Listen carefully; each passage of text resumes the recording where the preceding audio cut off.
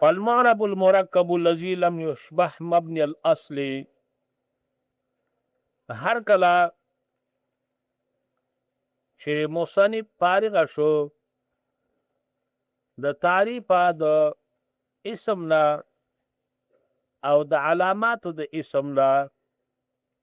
نو شروع یې وکړه په تقسیم د اسم باندې معرب او مبني ته. نو اوس د اسم تقسیم کوي چې اسم په دوه قسمه دی، یو معرب دی او بل مبني دی. پام کوئ، کلام عربی کې اسم په دوه قسمه دی، معرب او مبني. نو د معرب او د مبني بیان دی. وهو دا اسم منقسم دی قسمانو ته، معرب و مبني، چې یو اسم معرب دی او بل اسم مبني دی. وهو دا اسم منقسم دی قسمانو ته، چې یو اسم معرب دی او بل اسم مبني دی. نو د الفاظو وضاحت اول کوم.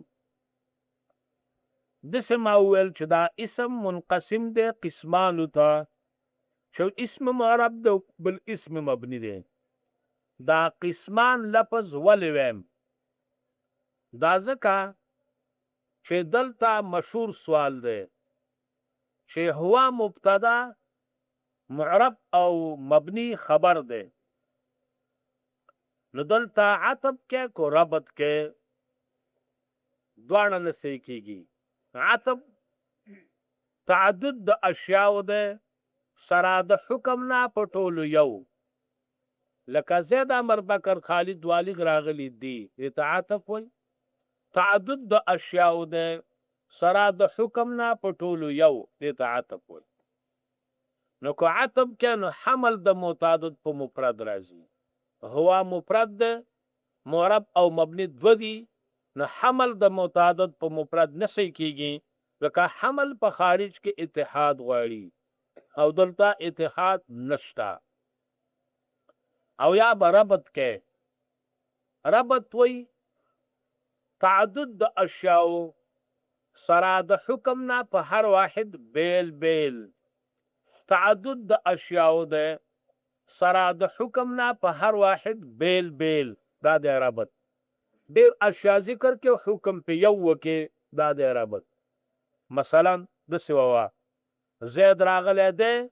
عمر راغلی دی، بکر راغلی دی، دې ته ربط وایي. نو که ربط کې نو حمل د خاص په عام راځي. هو مبتدا معرب او مبني خبر دی. نو وهو دا اسم معرب دی، دا اسم مبني دی، نو دا ربط شو. نو دلته حمل د خاص په عام راغی، ځکه چې قانون دا دی چې مبتدا به پردي د خبر نه، لکه الانسان حیوان، انسان فرد د حیوان نه، حیوان عام دی. دلته هو مبتدا شو، دا اسم دی، معرب خبر شو.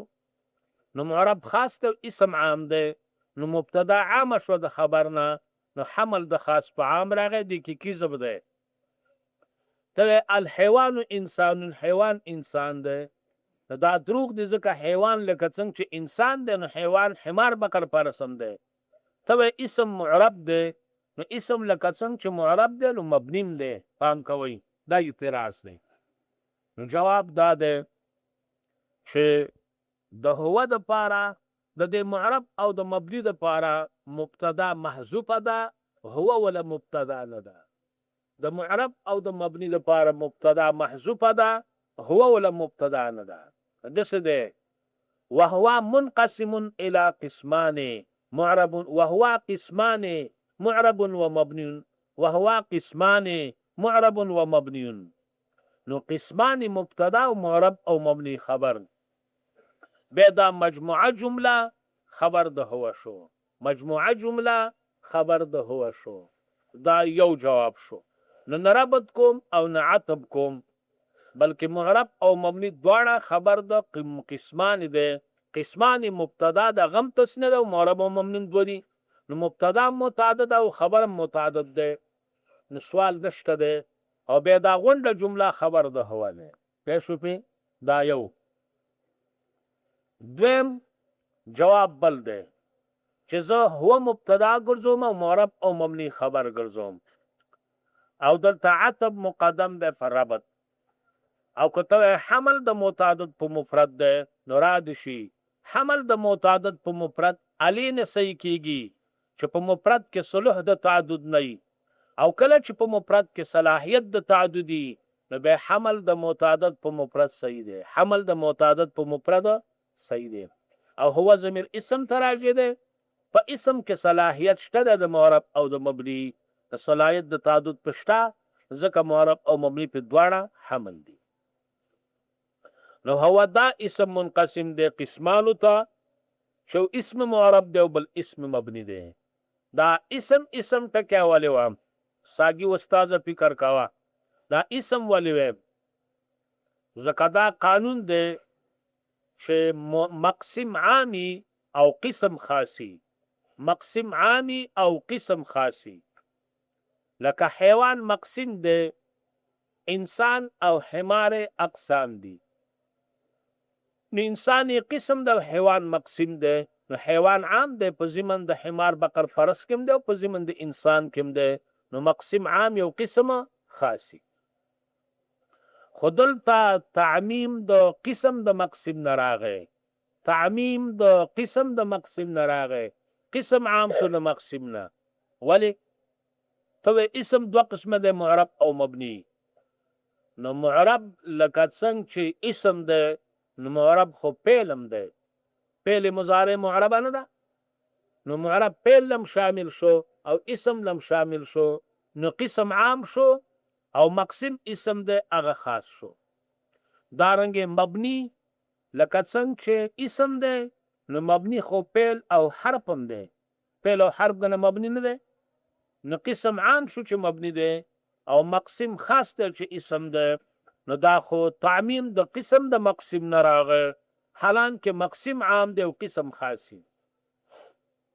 لکه مقسم لکه کلمه مقسمه د اسم په حرف اقسام دی نو کلمه عامه ده که د اسم نه کلمه په ضمن د اسم کې می او د حرف کې می او د فعل کې می نو مقسم عامی او دلته خو قسم عام شو نو لازم شو تعمیم د قسم د مقسم نه جواب دا ده چې دلته تقسیم د معرب مطلق تقسیم د اسم مطلق معرب او مبنی ته نه دی دلته تقسیم د اسم معرب او اسم مبنی ته دی تقسیم د اسم مطلق معرب او مبنی ته نه دی بلکې تقسیم د اسم معرب او اسم مبنی ته دی اسم معرب او اسم مبنی ته دی نو چې تقسیم د اسم معرب او اسم مبنی ته دی نو مطلق معرب او مبنی ته نه دی نو ستا سوال نه واردېږي اوس دا خو اسې په کور کې کورکه او د الفاظو اصل سبق ته اوس فکر وکړئ یو معرب دی یو مبني دی مطلق مبني چاته وي مطلق مبني ما كان حرکاته وسکناته من غیر عامل مطلق مبني دی ته وي چې په آخر کې څه حرکات او سکنات راځي نو په غیر د عامل نه به راځي ما كان حرکاته وسکناته من غیر عامل دا د مطلق مبني چې په آخر د کلمه کې زور زیر په غیر د عامل راځي دا مطلق مبني به مطلق مبني دو قسمه ده نورستان فکر کوا یو اسم مبني ده او یو مبني اصل ده یو اسم مبني او بل مبني اصل مبني اصل ده ته وایي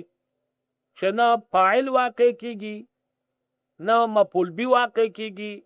نه مضاف الیه واقع کیږي او نه پورا مشابهت د اسم صحیح ډوډۍ مګر وي خبر ته فکر کوئ نه فاعل واقع کیږي نه مفعول به واقع کیږي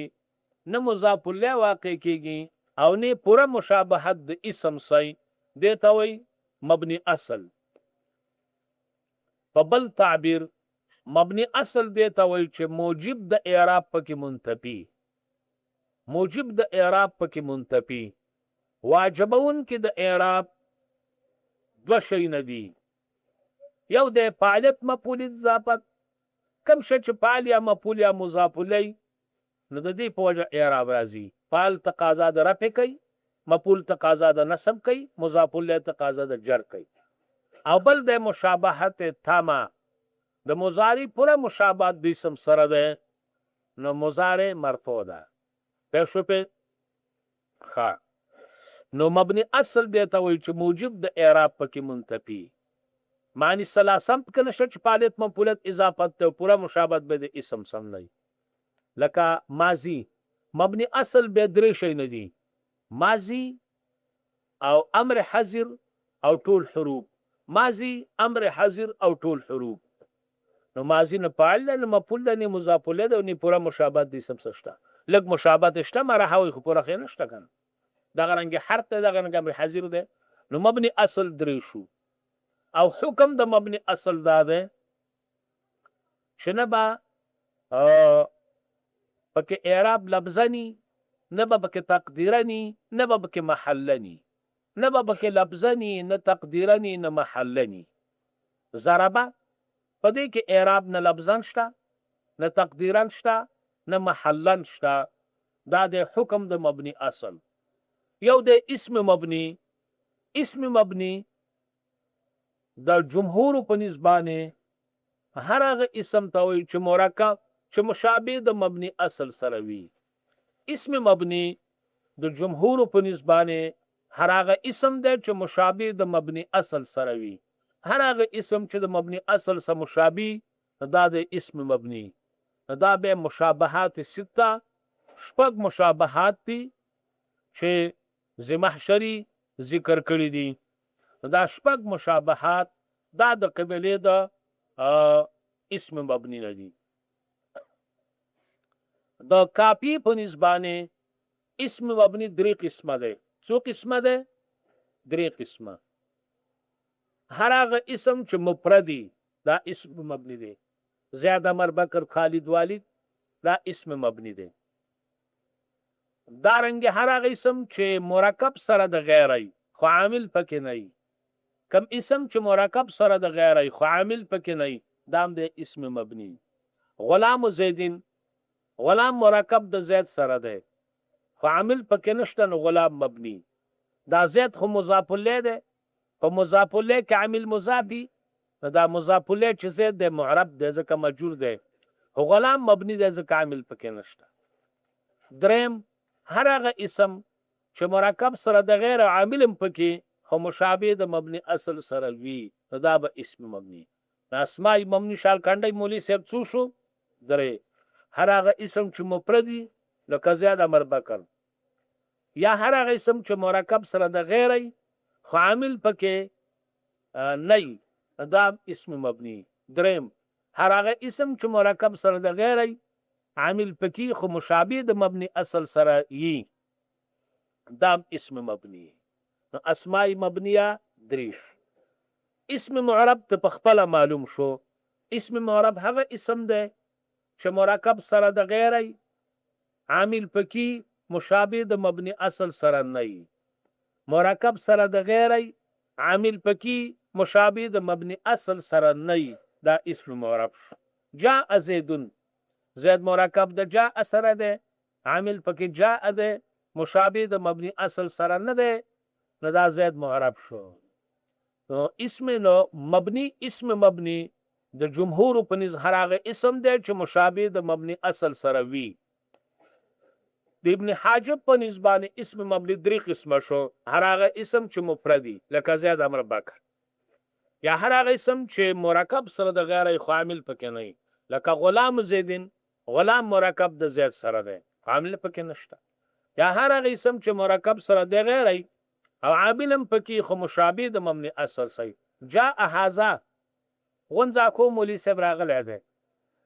نو هذا مرکب د جاء سره دی عامل پکې جاء دی خو مشابه د مبني اصل سره دی نو دا دی اسم مبني نو اسم معرب چاته وایي هر هغه اسم ته وایي چې مرکب سره د غیر عامل پکې خو مشابه د مبني اصل سره نه لکه جاء زید مرکب د جاء سره دی عامل پکې جاء دی خو مشابه نه دی دا دی اسم مبني بس دی والمركب الذي لم